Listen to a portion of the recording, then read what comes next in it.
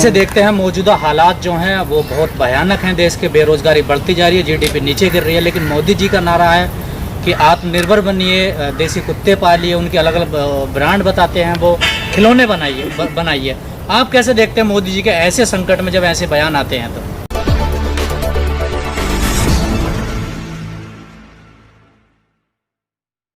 Modi ji leader नहीं dealer हैं, अंबानी के, अडानी के। आपने 259 साल पुरानी कंपनी, ब्रिटिश की कंपनी है हैम्बलीज, जो खिलौना बनाने का काम करती थी, वो कंपनी जब से टेक ओवर किया मुकेश अंबानी, तब से प्रधानमंत्री जी खिलौना की बात करने लगे। खिलौनों की जरूरत मोदी जी आपको तब पड़ती जब इतना टाइम है जितना मोर को दाना खिलाने में लगाए जसोदाबेन जी के साथ समय बिताया होता। अब मोदी जी वादे के सच्चे होते तो मोदी जी के भी बच्चे होते, अभी पोते पोतियों से खेल रहे होते।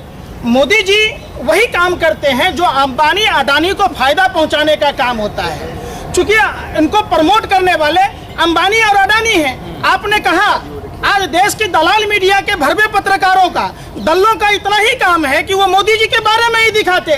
कभी आपने डिबेट देखा शिक्षा के बारे में, स्वास्थ्य के बारे में, रोजगार के बारे में? जब हमारे देश में रोजगार के अवसर खत्म हो गए तो ऐसी स्थिति में हमारे आने वाली पीढ़ी खराब हो जाएगी।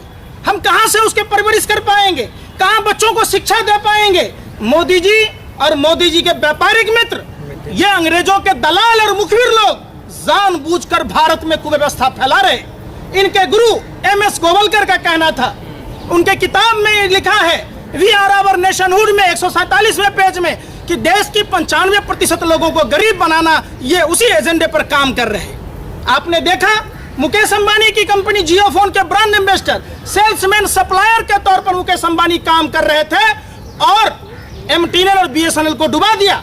इनके एक सांसद कहते हैं ये देशद्रोही लोग हैं। अरे देशद्रोही तो तुम निक्करधारी चड्डी वाले हो, कल भी थे, आज भी हो और कल भी रहोगे। तुम्हारे खून में गद्दारी है। ये वही लोग हैं। अंबानी के 27 चैनल हैं, अडानी के 18, पौने 2 आंख वाले बाबा के 11, और सुभाष चंद्रा का तो आपने देखा ही है, जो भारत का लुटेरा, भारतीय बैंकों में डकैती डाला, जिसने 35,000 करोड़ रुपया लेके फुर हो गया। ये वही सुभाष चंद्रा भाजपा का राज्यसभा सदस्य है। ये जानबूझकर लोगों को माइंड कंट्रोल किया जा रहा है, लोगों को दिग्भ्रमित किया जा रहा है ताकि लोग इनसे सवाल नहीं पूछें।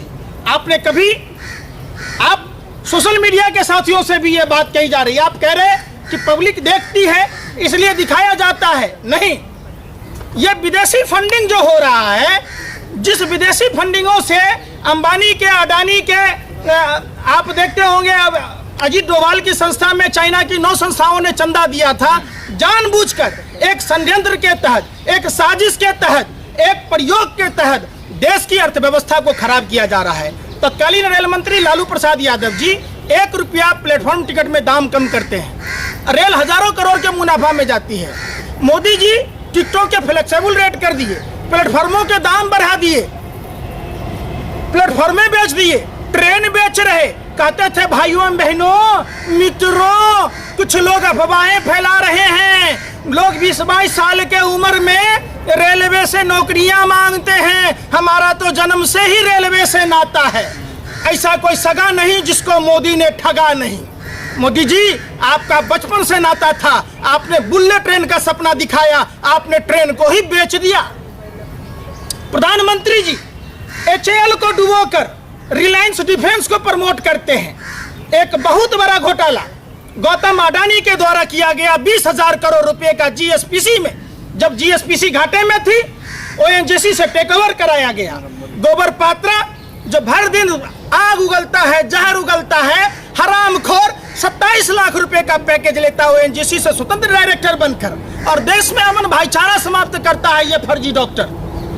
ONGC के द्वारा किस तरीके से घाटे में आया, देश की तमाम संस्थाओं को जानबूझकर घाटे में फैलाया जा रहा, ताकि उन संस्थाओं को अडानी अंबानी जैसे अपने व्यापारिक मित्रों को, जो इनके पार्टी फंड में चंदा देते हैं, जिससे पार्टी कार्यालय बनाए जाते हैं। नरेंद्र मोदी जी, आपके तारीपार गृह मंत्री ने 600 कार्यालय बनाए, JP नड्डा 400 और बनाने की बात करता है। जब 1000 ऑफिस की बात करते, आप 100 अस्पताल देश में बनाया होता, देश की जनता का काम होता। आप अस्पताल बनाने की बात करें, 1,25,000 स्कूल अभी तक बंद कर चुकी है मोदी सरकार। तो एक तरफ कहते हैं कि बढ़ेगा भारत, तो कैसे बढ़ेगा भारत? किसने? जो मोदी जी कहता है वो डिफीट नहीं करता।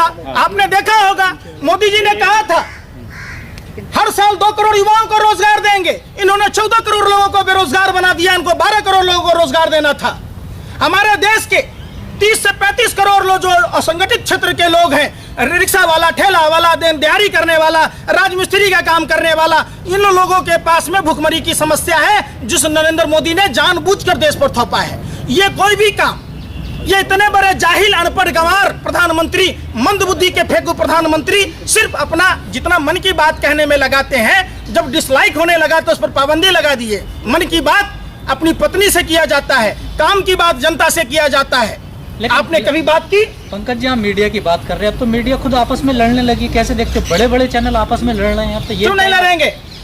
वो कहता हमारा हिस्सा इतना है, मैं इतना पत्तल चाटूंगा, मैं इतना पत्तल चाटूंगा। देश के दलाल पत्रकारों का ये स्थान है कि जैसे होटल के बाहर कुत्ते खड़े होते हैं जूठा खाने के लिए, ये सारे भरवे दल्ले ऐसे खड़े होते हैं। वो कहता है अर्नब गोस्वामी 2 कौड़ी का लुच्चा लफंगा पत्रकार, स्मृति ईरानी को कहता था मिस नरेंद्र मोदी, और योगी आदित्यनाथ को कहता था बंदर। कहता है ड्रग दो, ड्रग दो, ड्रग दो। अबे भरवे, लोगों को रोजगार दो, रोजगार दो। सरकार से ये पूछो तुम इतने पूंजीपति कैसे हो गए? कल तक तुम टाइम्स नाउ में एक एंकर की भूमिका में थे, आज तुम चैनल के मालिक हो गए। देश की जनता को समझना होगा। रिपब्लिक भारत भाजपा के सांसद बीपीएल के मालिक राजीव शेखर का है, जिसमें वो पार्टनर हैं। देश को गुमराह किया जा रहा है मीडिया के दलाल भरवे पत्रकारों के द्वारा। ये जानबूझकर एक साजिश के तहत न्यायपालिका, कार्यपालिका, विधायिका और देश के दलाल मीडिया के भरवे पत्रकार मिलकर भारत को लूट रहे। ये गोरे अंग्रेजों की नाजायज औलादे देश को लूट रहे। ये लोग जानबूझकर देश को। आपने कहा अभी वित्त मंत्री के बारे में, वित्त मंत्री कहती है ये भगवान की देन है। मनोज तिवारी कहते हैं कि मोदी जी भगवान के अवतार हैं। इनके जेपी नड्डा कहते हैं ये भगवानों के नेता हैं। आप समझ गए होंगे कि इनका भगवान मोदी है। वित्त मंत्री बिल्कुल सही कहते हैं, उनका भगवान नरेंद्र मोदी देश को डुबो रहा है, जो भारत का राक्षस है, जो भारत का जयचंद है, जो अपने ही आवाम को डुबोने का काम करता है। एक मेरा आखिरी सवाल आपसे, जिस प्रकार नौजवान जो बेरोजगार युवा जिन्होंने थाली बजाई, फिर दिए जलाए, वो अब कह रहे हैं कि जब मोदी जी का जन्मदिन होगा 17 सितंबर को, हम लोग उसको बेरोजगार दिवस के रूप में मनाएंगे। बिल्कुल। आज देश में इतनी भीषण संकट हो गया, मूडीज के अनुसार भारत में 2021 में दरिद्रता की उसमें आ जाएगा। ये सवाल है जो 60 साल का जतन, 6 साल में पतन, अंधभक्तों का रतन, बेच डालेगा वतन। इन्होंने पूरे वतन को बेच दिया। ये मोदी जी पनौती हैं देश के लिए। जब से आए हैं, घर में थे घर तबाह था, जब अपने गुजरात में थे तो गुजरात तबाह था। सवाल उठता है ये जब देश में आए तो पूरा देश की स्थिति खराब हो गई। आपने देखा होगा ये देश इतने बड़े पनौती हैं कि देश आज करा रहा है जसोदाबेन जी की तरह न सुहागन है न विधवा। ये बात देश की जनता को, आवाम को समझना होगा और अपने घर और मकानों से निकलना होगा। आप साबुन से हाथ मत धोइए, भाजपा से हाथ धोना होगा। भाजपा से हाथ धोएंगे तो देश में मंदी, बेरोजगारी, शिक्षा सबकी बात होगी। ये जब तक ये लोग रहेंगे, ये गोरे अंग्रेजों के नाजायज आत्माधारी लोग, ये अपने मुल्क को बर्बाद करने में लगे हैं। देश की जनता को इनसे बचना चाहिए। Press the bell icon on the YouTube app and never miss another update.